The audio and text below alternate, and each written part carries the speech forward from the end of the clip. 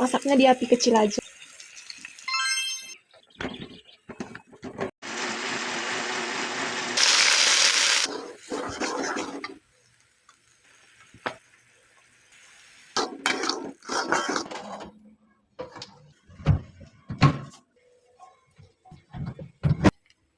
Kan yang udah aku marinasi.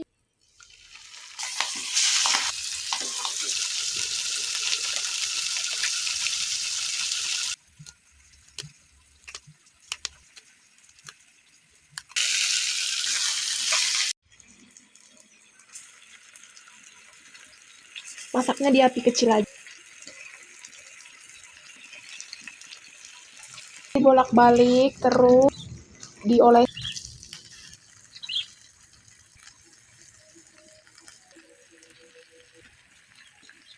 Harum banget baunya, kalian harus lihat ya, ini tuh benar-benar menggoda.